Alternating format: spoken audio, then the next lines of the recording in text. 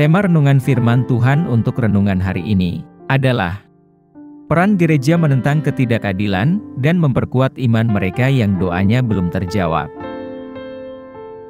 Ayat Alkitab yang kita baca sesuai bacaan Sabda Bina Umat GPIB hari ini adalah dari Mazmur 10 ayat 1 sampai ayat 14 yang berbunyi sebagai berikut. Mengapa engkau berdiri jauh-jauh, ya Tuhan, dan menyembunyikan dirimu dalam waktu-waktu kesesakan?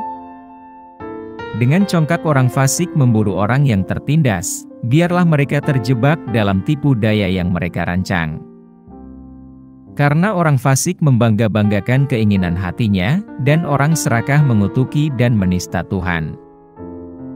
Kata orang fasik itu dengan batang hidungnya ke atas, Allah tidak akan menuntut. Tidak ada Allah, itulah seluruh pikirannya. Tindakan-tindakannya selalu berhasil. Hukum-hukummu terlalu tinggi baginya, ia meremehkan semua lawannya. Ia berkata dalam hatinya, aku takkan goyah. Aku tidak akan ditimpa malapetaka turun-temurun. Mulutnya penuh dengan sumpah serapah, tipu daya dan penindasan, di bawah lidahnya ada kelaliman dan kejahatan. Ia duduk mengadang dekat perkampungan, di tempat yang tersembunyi ia membunuh orang yang tak bersalah. Matanya mengintip orang yang lemah, ia mengendap di tempat yang tersembunyi seperti singa di dalam semak-semak, ia mengendap untuk menyergap orang tertindas. Ia menyergap orang tertindas itu dengan menyeretnya ke dalam sarangnya. Ia membungkuk, dan tiarap, jatuhlah orang-orang yang malang ke dalam cakarnya yang kuat. Ia berkata dalam hatinya, Allah melupakannya. Ia menyembunyikan wajahnya, dan tidak akan melihatnya untuk seterusnya. Bangkitlah, Tuhan! Ya Allah, ulurkanlah tangan-Mu, janganlah lupakan orang-orang yang tertindas. Mengapa orang fasik menista Allah, dan berkata dalam hatinya, Engkau tidak akan menuntut? Engkau sendiri melihat kesusahan dan derita, engkau memperhatikannya dan mengambilnya ke dalam tangan-Mu sendiri. Kepadamulah orang malang menyerahkan diri, engkaulah penolong anak yatim. Demikian pembacaan Alkitab. Haleluya!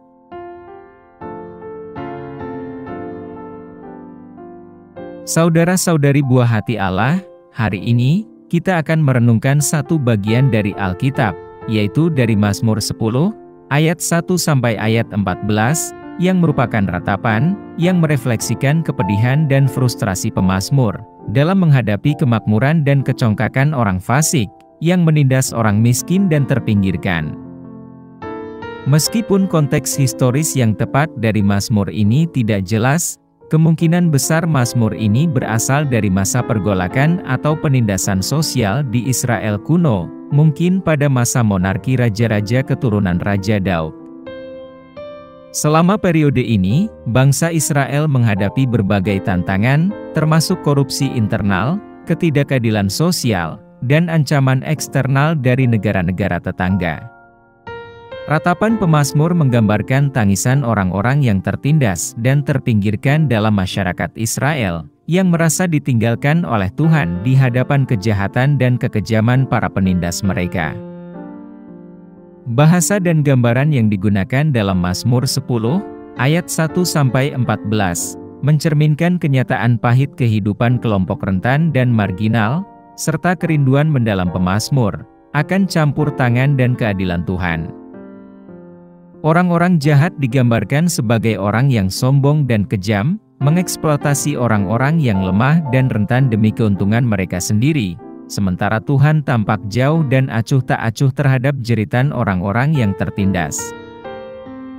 Secara keseluruhan, Mazmur ini menjadi pengingat yang tajam akan perjuangan abadi antara kebaikan dan kejahatan, kebenaran dan kejahatan, dan betapa pentingnya campur tangan dan keadilan Tuhan dalam menghadapi penindasan dan ketidakadilan.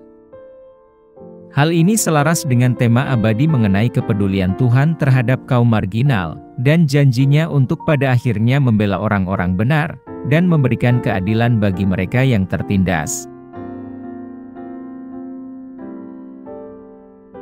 Apa pesan Tuhan untuk kita yang hidup di masa kini? Ratapan pemazmur menggambarkan tangisan orang-orang tertindas yang merasa ditinggalkan oleh Tuhan ketika doa-doa mereka memohon kelepasan sepertinya tidak terkabul. Demikian pula, dalam konteks masa kini, kita menghadapi berbagai bentuk ketidakadilan dan ketidaksetaraan, di mana tangisan kaum marginal seringkali tidak didengarkan oleh penguasa.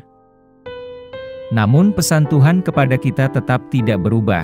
Tuhan itu tidak tertidur, Dia mendengar tangisan orang-orang yang tertindas, dan Tuhan memanggil kita sebagai umat-Nya untuk melawan ketidakadilan dan penindasan.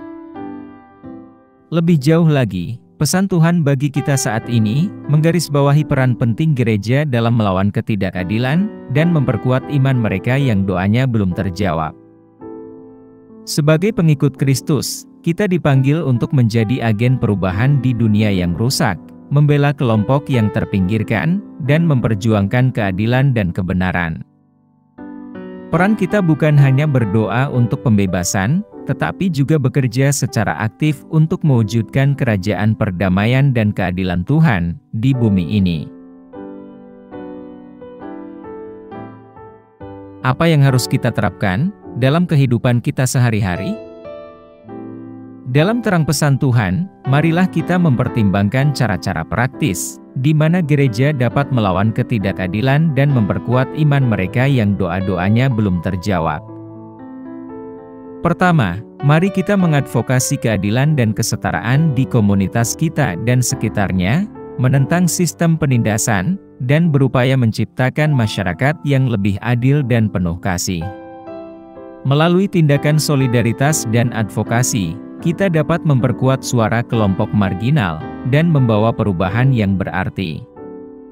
Kedua, marilah kita memberikan dukungan dan semangat kepada mereka yang imannya sedang diuji oleh doa-doa yang belum dikabulkan Tuhan. Dengan menciptakan komunitas yang ramah dan inklusif, di mana semua orang dihargai dan didukung, kita dapat membantu memperkuat iman mereka yang berjuang untuk memahami sikap diam Tuhan dalam menghadapi ketidakadilan. Melalui tindakan belas kasih dan empati, kita dapat memberikan kesaksian tentang kasih dan kesetiaan Tuhan, bahkan di tengah penderitaan dan ketidakpastian hidup ini. Terakhir, marilah kita terus berdoa agar kerajaan Tuhan datang, dan kehendak-Nya terjadi di bumi seperti di surga. Meskipun kita mungkin tidak selalu memahami jalan Tuhan, kita dapat percaya pada kebaikan dan kedaulatan-Nya, mengetahui bahwa Dia sedang bekerja dengan cara yang di luar pemahaman kita. Marilah kita tetap teguh dalam iman kita, mengetahui bahwa Tuhan mendengar doa-doa kita, dan pada akhirnya akan memberikan keadilan dan penebusan bagi semua orang yang berseru kepada-Nya. Mari kita berdoa. Tuhan Yesus, kami berterima kasih atas kasih setia-Mu, bahkan di saat kami mengalami ketidakadilan dan doa kami yang belum Tuhan jawab. Berdayakan kami untuk menjadi agen keadilan dan kasih sayang-Mu di dunia yang semakin rusak ini, berdiri bersama mereka yang terpinggirkan dan membela kebenaran. Kuatkan iman kami, dan bantu kami untuk percaya pada waktu dan kedaulatan-Mu yang sempurna.